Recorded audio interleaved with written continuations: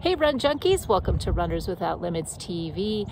It is Tuesday, March 22nd, as we head into the spring race season. Springtime Surprise is only a week away. There's been a lot going on behind the scenes that I haven't really talked about much, but now that some things have kind of settled out and the dust has settled, tell you a little bit about what's been going on this week. But it's a busy week of running, plus a lot of other things as we get ready for Springtime Surprise. So stick around, we're gonna have some fun this week.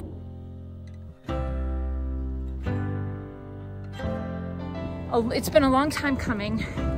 My husband has left his job. So we've talked about it over the course of months, and this was the right time. So he is no longer employed for the time being. It's a good thing. It's all a very good thing, both for him professionally and for us as a family. There were a lot of stressors that came with this job. He wasn't happy, and it was time for him to make a change.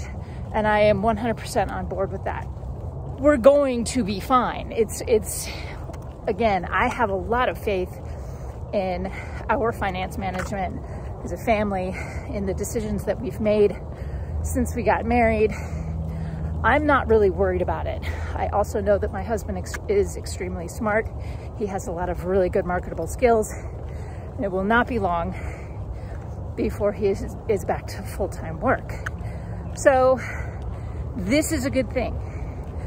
Am I worried a little bit? Yeah, I'm kind of looking over my shoulder for Murphy, that now that we're down to one income, what could go wrong, right? So we're just kind of being very cautious and thinking through what this is going to look like for our family for the next few months. So all of those stressors, all of that to say, this is what's been going on in my personal life. And while it's a good thing, it's going to take some getting used to. One thing I will tell you that's happening today, in fact, in like 5 minutes, is registration for Wine and Dine weekend. And yes, I'm out for a run. What the heck am I thinking? Well, I have a lot of big plans for the 22-23 season, and those include running for charity. So I'm hedging my bets that it's going to be a meant to be kind of thing, that I will be running for a charity. I don't know which one, for Wine and Dine 5K and 2-course challenge. So I am not online, and I have to be honest, that's more nerve-wracking than actually being online and trying to get into the queue. But it's all good. I'm running today, and I will keep you posted as to how that all shakes out. One thing that happened that was amazing yesterday, the timing was perfect, was that about an hour after the 5K and the 10K sold out yesterday, I got an email from one of the charities that I was hoping to run with.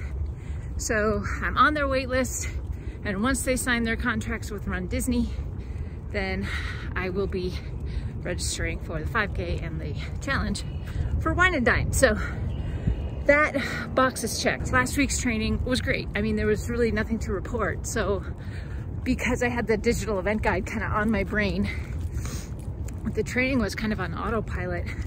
Same is true for this week, but I did have to kind of look at it because it's a little bit of a crazy week. I have a lot of meetings, and I have some other appointments that need to happen. So I had to move things around. So I played the shell game a little bit with my training this week. And I feel like I came up with a plan that will work. The biggest run this week, the key workout this week, was actually programmed for today, Wednesday. And it was a goal race pace set. It's a really intense and long set. And I'm not exactly sure if I'm going to do as many as the program states. It's been a while since I've done a tempo workout like that. So I pushed it to my long run. It's going to be on Saturday. And really, in the meantime, I'm just doing easy runs and walks. Everything's going fine. I feel really good. My runs are solid. My training is solid. And I feel like I'm really achieving everything that I set out to achieve for this training cycle. All right, it is Thursday morning. I got a stack of 10 things to do today, and at least 10 things.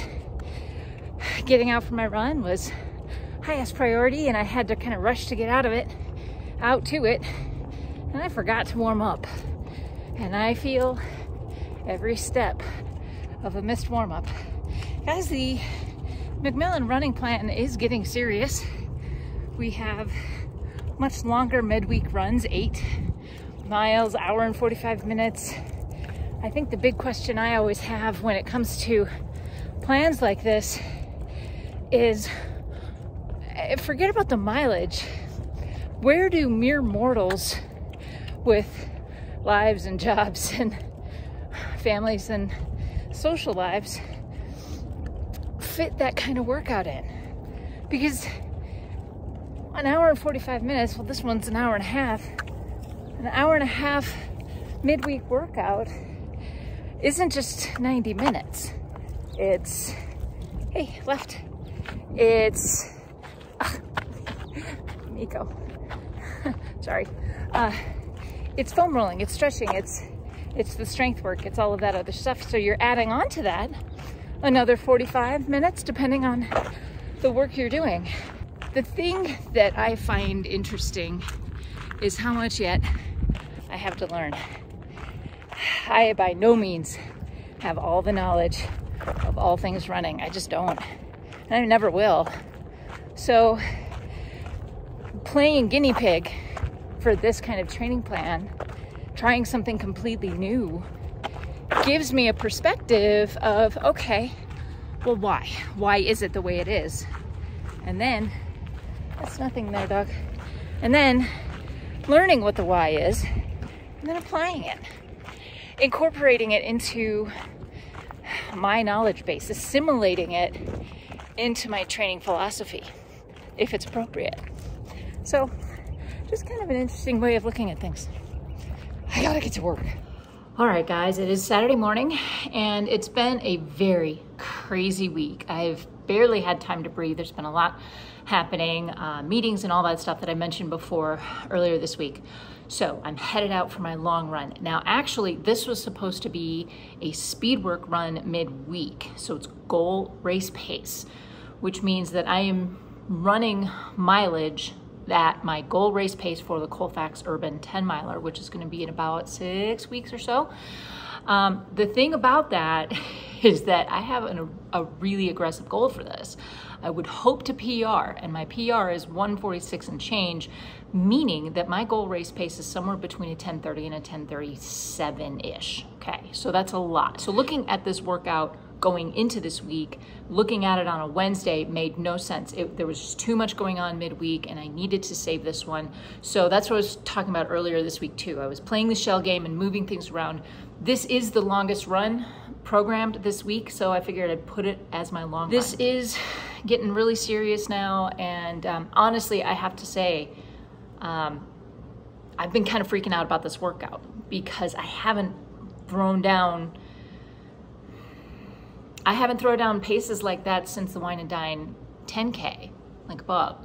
So I'm hoping that today's run is going to be really good and just a solid workout. It's a beautiful, glorious, gonna get really warm kind of day here, spring in Colorado. It's gonna be beautiful. So I'm hoping that today's run will happen well. The McMillan plan here is a long warm up, 20 to 30 minutes, then 6 to 8 by 1 mile at goal race pace with 3 minutes recovery in between each, then a 20 to 30 minute cool down.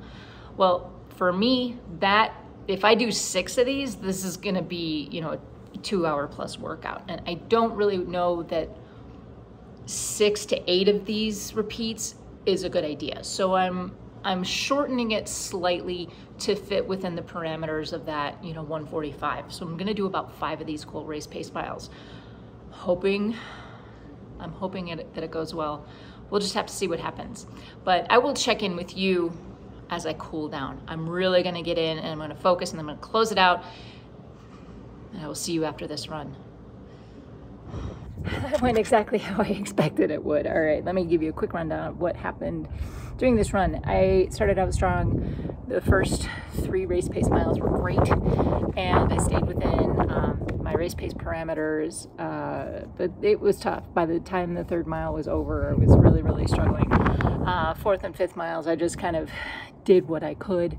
I wasn't able to maintain race pace, but I'll tell you what, I got 8+ miles in. I got some good data, and this is probably the hardest workout I've done in several months, certainly in 2022. So the fact that I am able to do at least 3 of these goal race pace miles right now, 6 weeks out from a race event, I'm feeling pretty good about it. So it is going to be kind of an uphill battle to make sure that I can get all the way to 10 miles at these faster paces. But training has been solid in the last couple of weeks, and I expect that with the weather getting nicer, of course it was a gorgeous day today, that I'm going to continue to see improvements. So that's done.